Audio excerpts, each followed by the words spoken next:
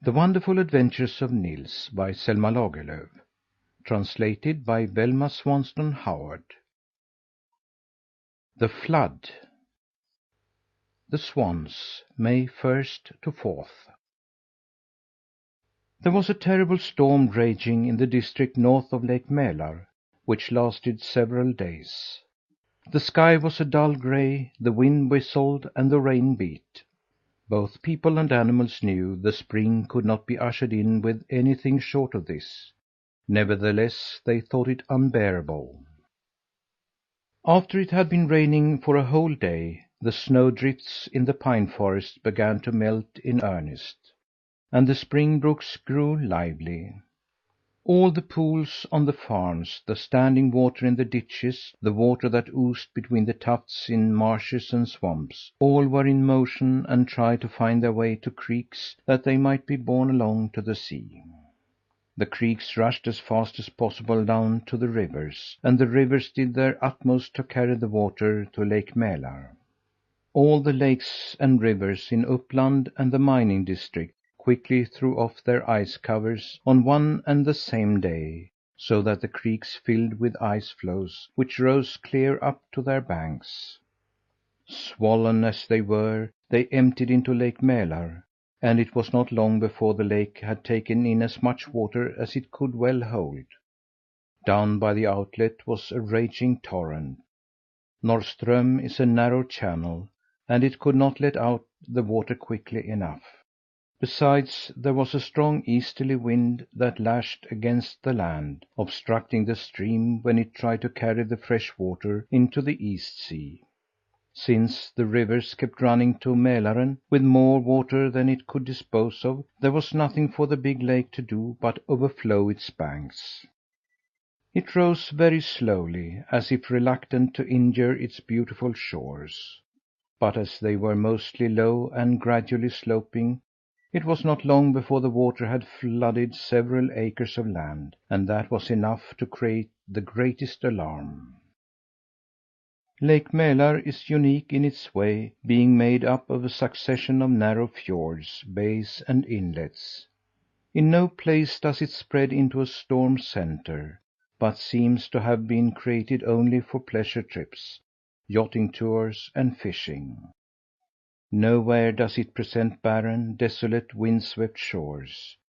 It looks as if it never thought that its shore could hold anything but country seats, summer villas, manors, and amusement resorts.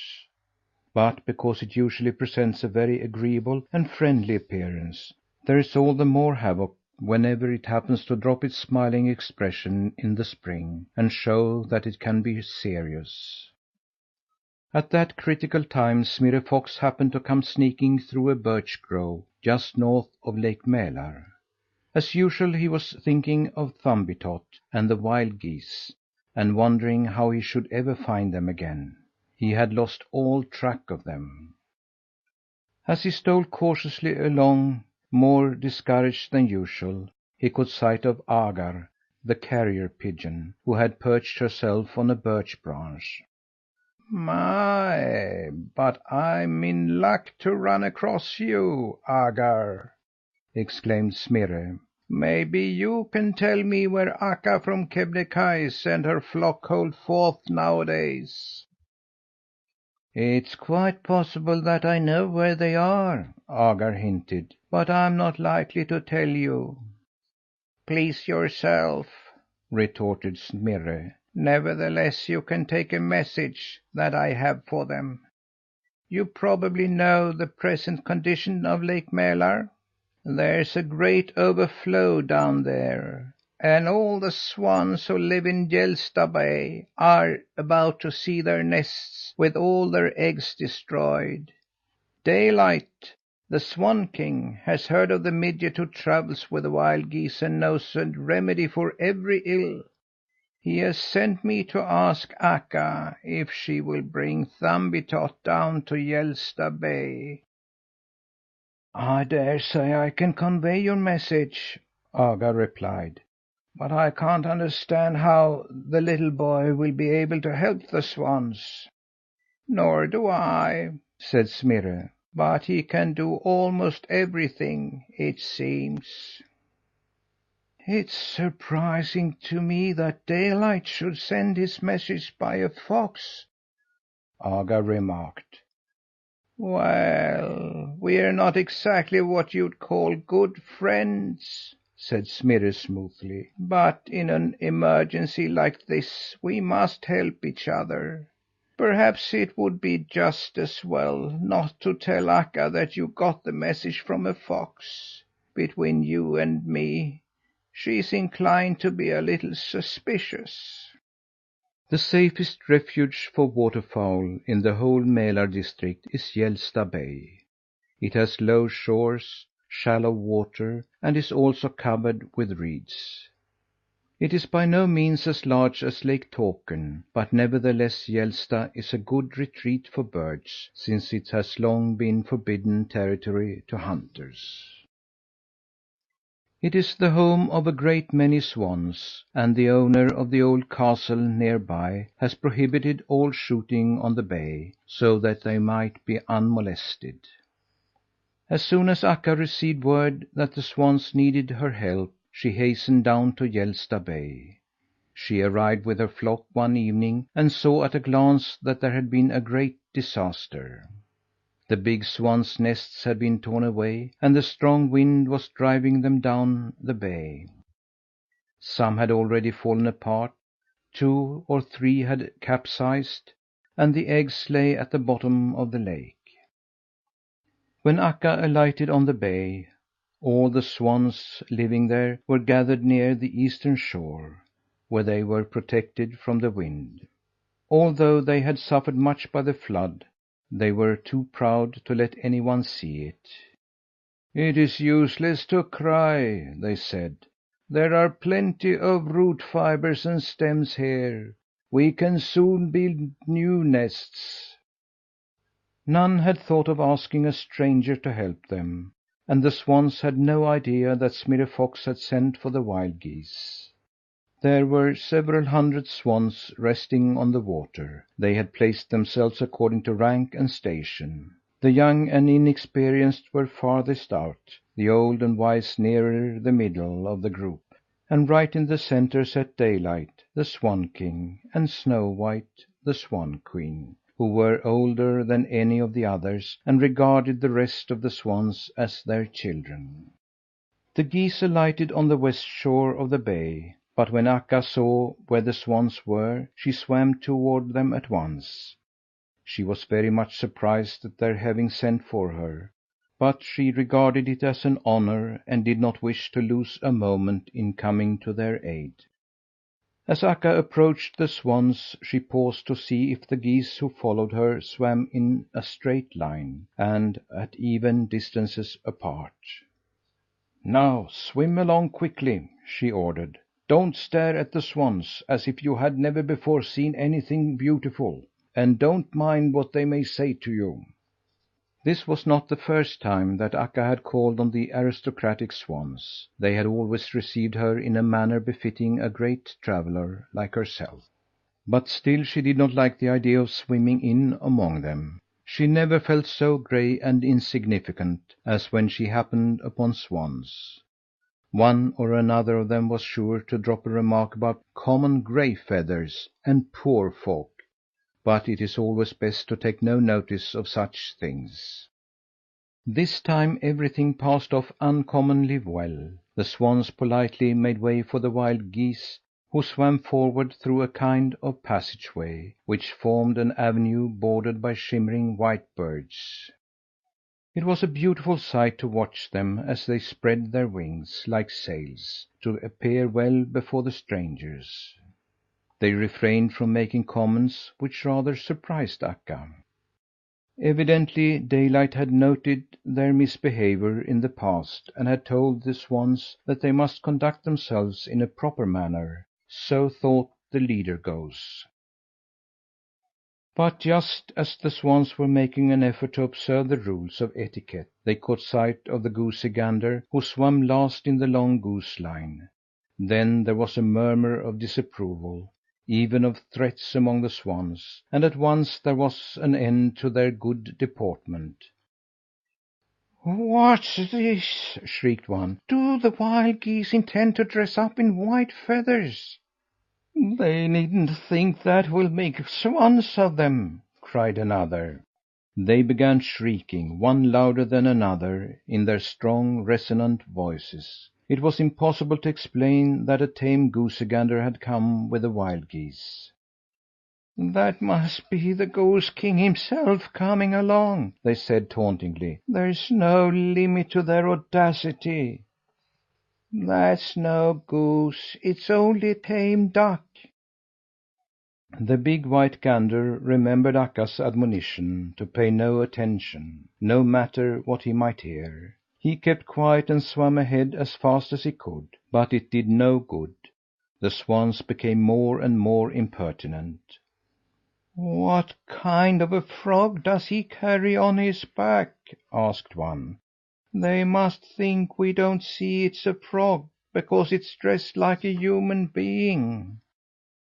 The swans, who but a moment before had been resting in such perfect order, now swam up and down excitedly. All tried to crowd forward to get a glimpse of the white wild goose. "That white goosey gander ought to be ashamed to come here and parade before swans." "He's probably as gray as the rest of them. He has only been in a flour barrel at some farmhouse." Akka had just come up to Daylight and was about to ask him what kind of help he wanted of her, when the swan king noticed the uproar among the swans. "What do I see? Haven't I taught you to be polite to strangers?" he said with a frown. Snow White, the swan queen, swam out to restore order among her subjects, and again Daylight turned to Akka. Presently Snow White came back, appearing greatly agitated. "Can't you keep them quiet?" shouted Daylight. "There's a white wild goose over there," answered Snow White. "Is it not shameful? I don't wonder they are furious." "A white wild goose?" scoffed Daylight. "That's too ridiculous! There can't be such a thing. You must be mistaken." The crowds around Morten Goosey Gander grew larger and larger. Akka and the other wild geese tried to swim over to him, but were jostled hither and thither and could not get to him. The old swan king, who was the strongest among them, swam off quickly, pushed all the others aside, and made his way over to the big white gander. But when he saw that there really was a white goose on the water, he was just as indignant as the rest. He hissed with rage, flew straight at Morten Goosey Gander, and tore out a few feathers. "I'll teach you a lesson, wild goose!" he shrieked, "so that you'll not come again to the swans togged out in this way." "Fly, Morten Goosey Gander, fly, fly!" cried Akka, for she knew that otherwise the swans would pull out every feather the goosey gander had. "Fly, fly!" screamed Thumbietot too. But the goosey gander was so hedged in by the swans that he had not room enough to spread his wings. All around him the swans stretched their long necks, opened their strong bills, and plucked his feathers. Morten Goosey Gander defended himself as best he could, by striking and biting. The wild geese also began to fight the swans. It was obvious how this would have ended, had the geese not received help quite unexpectedly. A red tail noticed that they were being roughly treated by the swans. Instantly he cried out the shrill call that little birds use when they need help to drive off a hawk or a falcon. 3 calls had barely sounded when all the little birds in the vicinity came shooting down to Hjälsta Bay as if on wings of lightning. These delicate little creatures swooped down upon the swans, screeched in their ears, and obstructed their view with the flutter of their tiny wings. They made them dizzy with their fluttering, and drove them to distraction with their cries of "Shame, shame, swans!" The attack of the small birds lasted but a moment. When they were gone, and the swans came to their senses, they saw that the geese had risen and flown over to the other end of the bay. The new watchdog. There was this at least to be said in the swans' favour: when they saw that the wild geese had escaped, they were too proud to chase them. Moreover, the geese could stand on a clump of reeds with perfect composure and sleep. Nils Holgersson was too hungry to sleep. "It is necessary for me to get something to eat," he said. At that time, when all kinds of things were floating on the water, it was not difficult for a little boy like Nils Holgersson to find a craft. He did not stop to deliberate, but hopped down on a stump that had drifted in amongst the reeds. Then he picked up a little stick and began to pole toward shore. Just as he was landing, he heard a splash in the water. He stopped short. First he saw a lady swan asleep in her big nest quite close to him. Then he noticed that a fox had taken a few steps into the water and was sneaking up to the swan's nest. "Hi, hi, hi! Get up! Get up!" cried the boy, beating the water with his stick. The lady swan rose, but not so quickly but that the fox could have pounced upon her, had he cared to.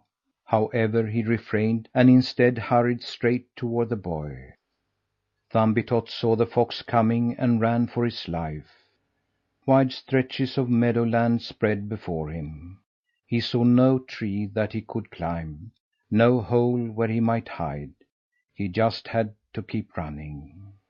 The boy was a good runner, but it stands to reason that he could not race with the fox. Not far from the bay there was a number of little cabins, with candle lights shining through the windows. Naturally the boy ran in that direction, but he realized that long before he could reach the nearest cabin, the fox would catch up to him. Once the fox was so close that it looked as if the boy would surely be his prey. But Nils quickly sprang aside and turned back toward the bay. By that move the fox lost time, and before he could reach the boy, the latter had run up to two men who were on their way home from work. The men were tired and sleepy. They had noticed neither boy nor fox, although both had been running right in front of them. Nor did the boy ask help of the men. He was content to walk close beside them. "Surely the fox won't venture to come up to the men," he thought. But presently the fox came pattering along. He probably counted on the men taking him for a dog, for he went straight up to them. "Whose dog can that be sneaking around here?" queried one. "He looks as though he were ready to bite." The other paused and glanced back. "Go along with you!" he said, and gave the fox a kick that sent it to the opposite side of the road. "What are you doing here?" After that the fox kept at a safe distance, but followed all the while. Presently the men reached a cabin and entered it. The boy intended to go in with them, but when he got to the stoop, he saw a big, shaggy watchdog rush out from his kennel to greet his master. Suddenly the boy changed his mind and remained out in the open. "Listen, watchdog," whispered the boy as soon as the men had shut the door. "I wonder if you would like to help me catch a fox to night?" The dog had poor eyesight, and had become irritable and cranky from being chained. "What! I catch a fox?" he barked angrily. "Who are you that makes fun of me? You just come within my reach, and I'll teach you not to fool with me." "You needn't think that I am afraid to come near you," said the boy, running up to the dog. When the dog saw him, he was so astonished that he could not speak. "I'm the one they call Thumbietot, who travels with the wild geese," said the boy, introducing himself. "Haven't you heard of me?" "I believe the sparrows have twittered a little about you," the dog returned. "They say that you have done wonderful things for one of your size." "I've been rather lucky up to the present," admitted the boy. "But now it's all up with me unless you help me. There's a fox at my heels. He's lying in wait for me around the corner." "Don't you suppose I can smell him?" retorted the dog. "But we'll soon be rid of him." With that the dog sprang as far as the chain would allow, barking and growling for ever so long. "Now I don't think he will show his face again to night," said the dog. "It will take something besides a fine bark to scare that fox," the boy remarked. "He'll soon be here again. And that is precisely what I wish, for I have set my heart on your catching him." "Are you poking fun at me now?" asked the dog. "Only come with me into your kennel, and I'll tell you what to do." The boy and the watch dog crept into the kennel and crouched there, whispering. By and by the fox stuck his nose out from his hiding place. When all was quiet, he crept along cautiously. He scented the boy all the way to the kennel, but halted at a safe distance and sat down to think of some way to coax him out. Suddenly the watch dog poked his head out and growled at him. "Go away or I'll catch you!" "I'll sit here as long as I please for all of you," defied the fox. "Go away!" repeated the dog threateningly, "or there will be no more hunting for you after to night." But the fox only grinned and did not move an inch. "I know how far your chain can reach," he said. "I have warned you twice," said the dog, coming out from his kennel. "Now blame yourself!" With that the dog sprang at the fox and caught him without the least effort, for he was loose. The boy had unbuckled his collar. There was a hot struggle, but it was soon over. The dog was the victor. The fox lay on the ground and dared not move. "Don't stir, or I'll kill you!" snarled the dog. Then he took the fox by the scruff of the neck and dragged him to the kennel. There the boy was ready with the chain. He placed the dog collar around the neck of the fox, tightening it so that he was securely chained. During all this the fox had to lie still, for he was afraid to move. "Now, Smirre Fox, I hope you'll make a good watch dog," laughed the boy when he had finished. End of the Flood.